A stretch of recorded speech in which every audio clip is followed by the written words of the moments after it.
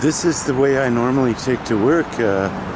It's a nice, very scenic route, and I'm kind of glad that I live within walking distance of my job. You'll see there's someone playing with their dog in the park over there. This park was all covered with tents. In 2020, I think it was, during COVID, all the homeless people came here. They had to evict them. But this is a dog park, and you see there's another dog. See if I can zoom in on him. Way down over there. The dogs like this park. I believe that's the planet Venus. I can't be certain of it, but I think it is. I made it. In plenty of time. I'm on the job. I'm at work, as you can see, at work. We'll see what kind of day unfolds.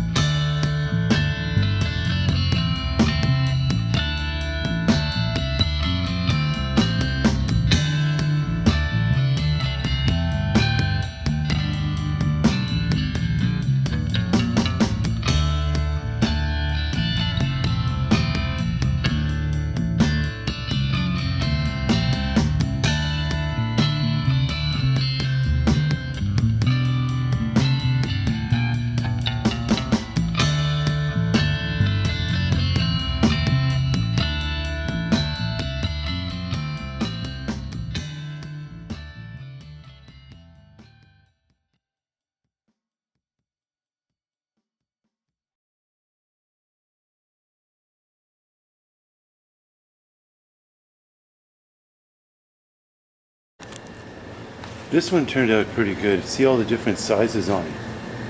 Look at this, if you look around all the way around it. You see there's like, you know, so many different sizes. And you have to organize it all into a cube as much as you can with everything facing out so it can be tallied from the outside. I think you did a pretty excellent job on this one. You can see we have a full setup here if we want to cook our own stuff. That stove actually works. That's a real fridge. This is like our home away from home here.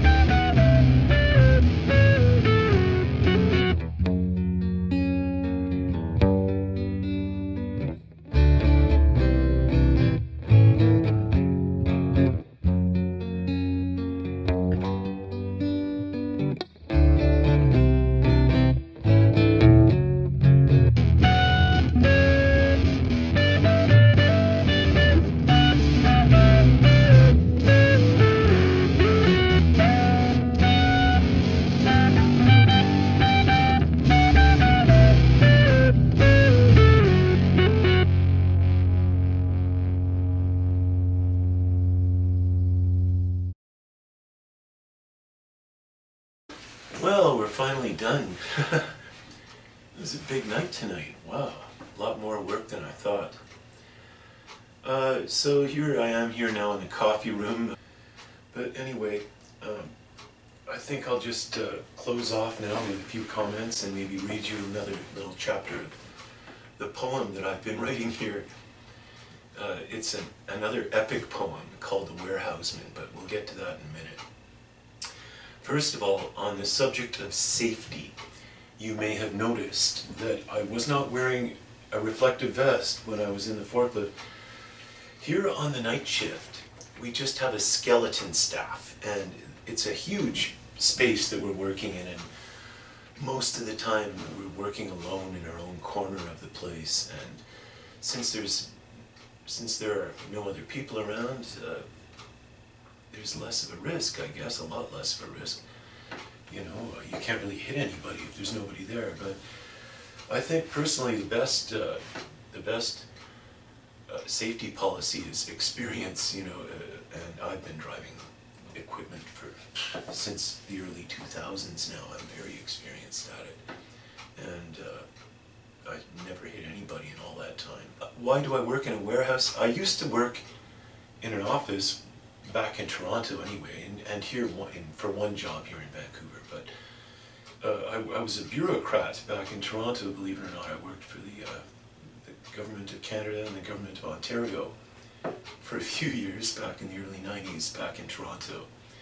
But I decided that I would rather work in a warehouse because I need to be up and about. I need that physical mobility. And, you know, when you're working in an office, quite often you can feel like you're chained to your desk. Now, what is this place? This is a pretty big commercial importer of produce.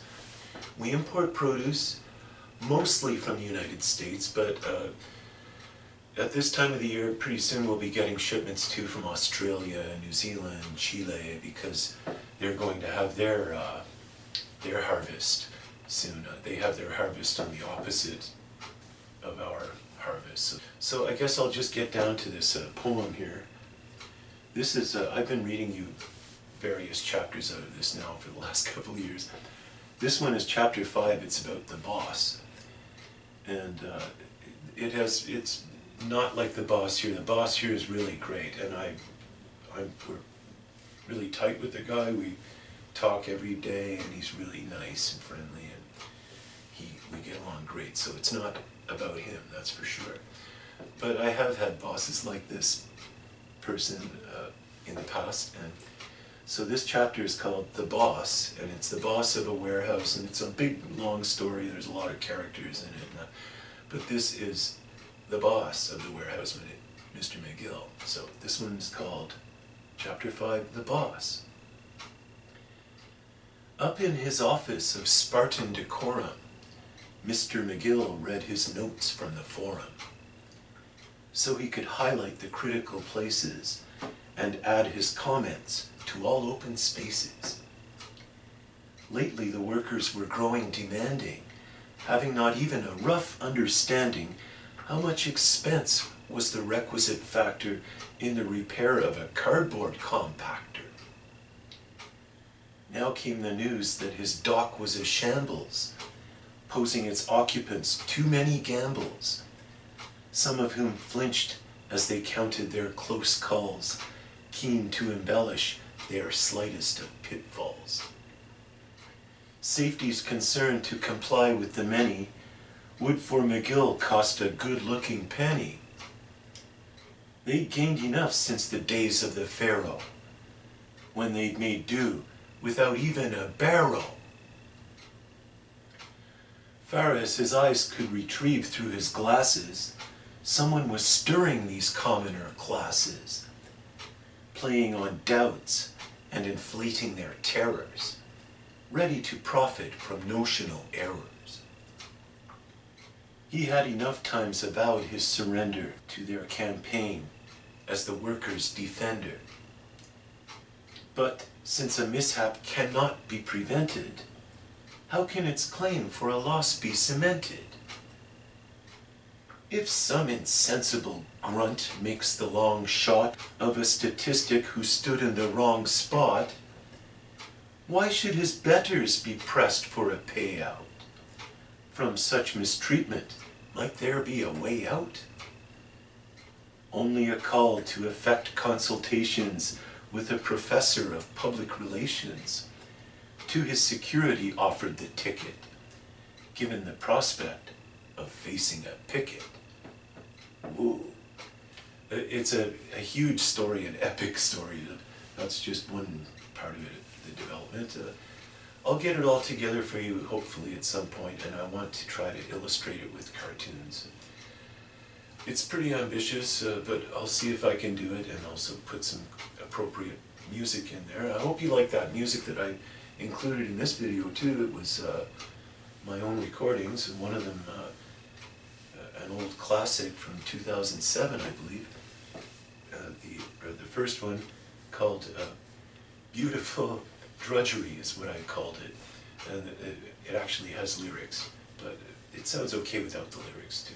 Anyway, thanks for coming to visit with me at work, and you can see I'm all better now. I'm not sick anymore, I'm not suicidal anymore, and I'm sorry about if I worried you. I don't think I worried too many people though with that. But when you've been sick for like 10 weeks, you really start to get suicidal, you know. Anyway, I'm glad I'm finally over that. That was terrible. So cheers all, and love to you all, and talk to you soon, hopefully.